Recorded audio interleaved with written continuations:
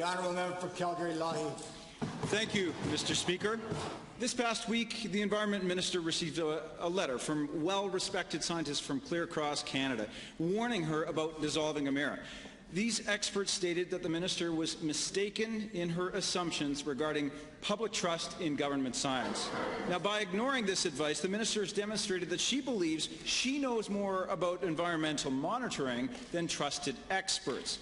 Minister, please clarify, while all Albertans are watching, what was the exact methodology utilized in this review of Emera, and why was it completed by an economist and not an environmental monitoring scientist?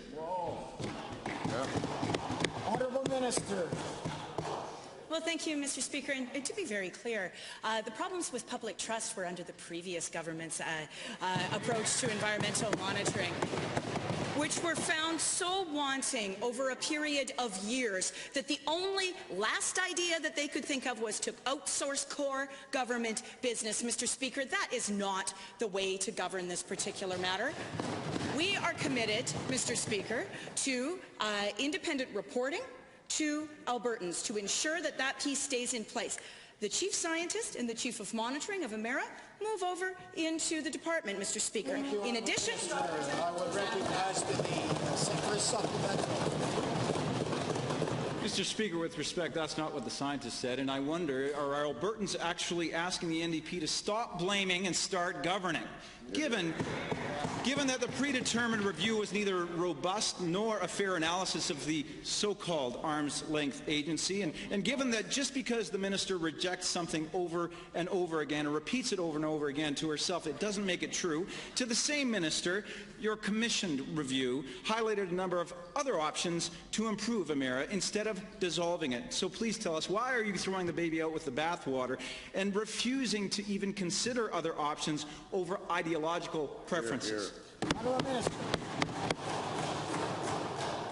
well, Mr. Speaker, the fact of the matter is that environmental monitoring is core business of government, like public health and public safety. And, Mr. Speaker, the accountability for monitoring rests with government, not an outsourced agency run by a board with a former PC Environment Minister as its chair, Mr. Speaker.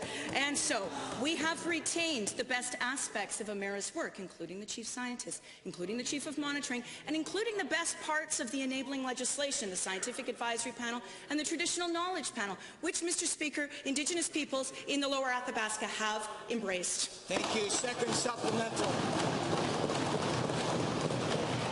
In the words of the minister, given the fact that the scientists are pleading with the minister, their leaders in the field from across the country, they've refuted every aspect of the minister's dubious report, such as the facts that Emera was working hard to build strong working relationships with the federal government, and the fact that their salaries just happen to be comparable to or less than other public servants in the same rank.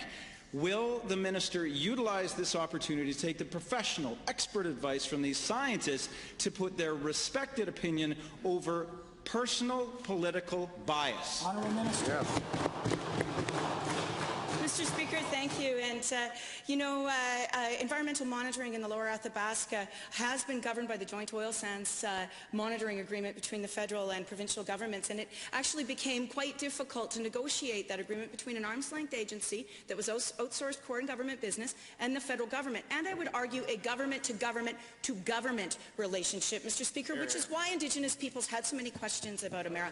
We are going to fix that and ensure that we've got the appropriate governance in place so that we've got a monitoring system that everyone can agree on.